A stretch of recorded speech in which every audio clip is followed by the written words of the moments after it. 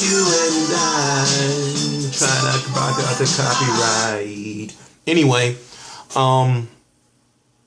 I never believed that Floyd Mayweather's retired. I really believe that he is using his star power to leverage who's going to broadcast his next fight, HBO or Showtime. It's likely it'll be Showtime. We're hearing that, as I talked about before, but now you have boxing writers starting to talk about it. Steve Kim was the other person I heard talking about it. Is that there's a new MGM Grand AEG Arena opening up April of 2016. It's looking like Floyd Mayweather is going to be the first boxing event in that arena. I've talked about it before. I don't know why people think it's such a far-fetched idea. I don't care if Leonard Ellaby is on Twitter talking about Floyd Mayweather's retired. That's just the selling point to make us think he's not coming back. I don't believe personally, with all the smart people around Floyd Mayweather and Floyd Mayweather being a smart fighter himself, I don't believe that he's really going to retire fighting an Andre Berto. I don't believe it. You know, so far, we didn't think we were going to get Mayweather versus Pacquiao. We got that, and I have to say that the man has given us everything that we've wanted from his career. Now, the only thing people are saying now is, which I don't think is fair, is that he should move to 160 pounds. Now, I feel that would put him up there in the best ever status if he came back for one more run and he said, all right, I'm going to fight between not 147, but 154 and 160. Like, what if Floyd Mayweather? Now, I know it's like a double standard thing, but I really feel that if Floyd Mayweather were to fight fighters at catchweight to 155, people would buy it. Fans would accept it, even though we're talking about Canelo, Cotto, and the GGG.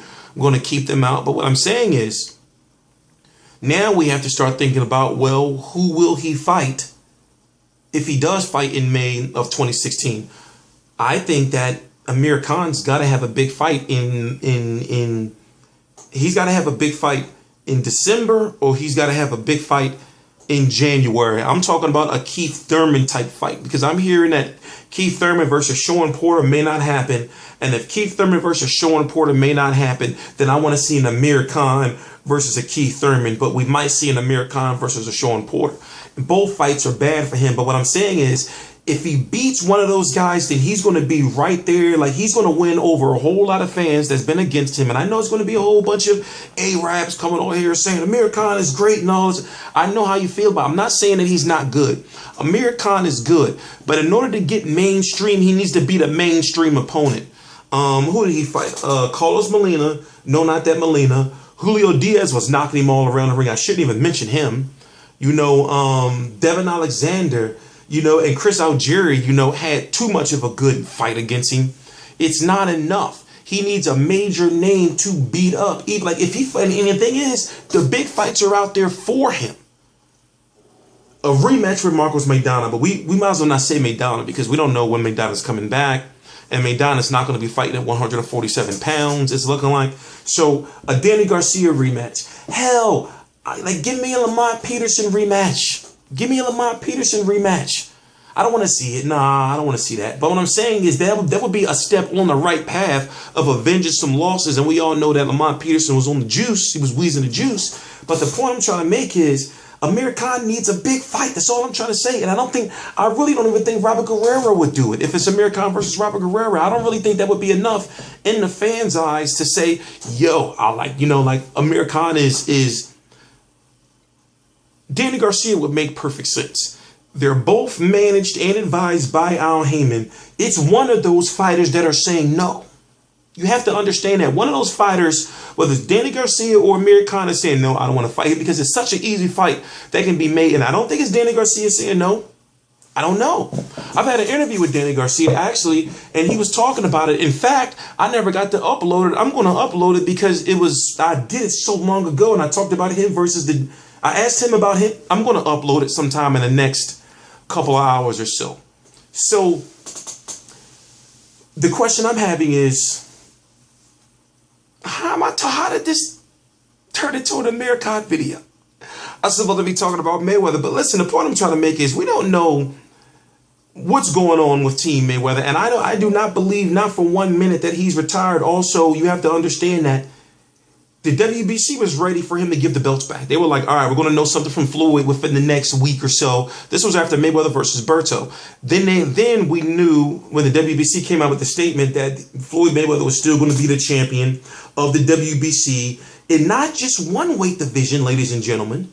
Not just one weight division, ladies and gentlemen, but two. He is still the active champion with the WBC, the green belt, the most prestigious belt in the WBA in not one division, but two. What did he tell the WBC? What was the statement he gave to them on why they should let him still be the champion?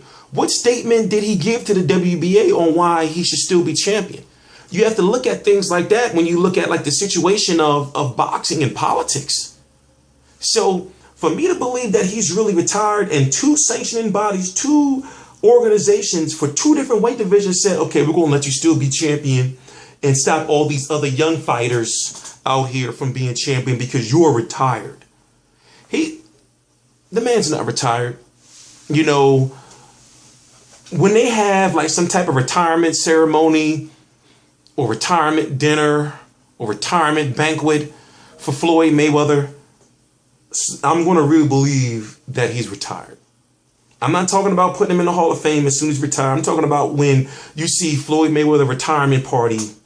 It's plastered throughout Vegas and people like P. Diddy and Justin Bieber, Rihanna are there. Probably not Riri. But when I see something like that, I think that he's just saying like, no, I'm just retired to the fans. I'm not really retired.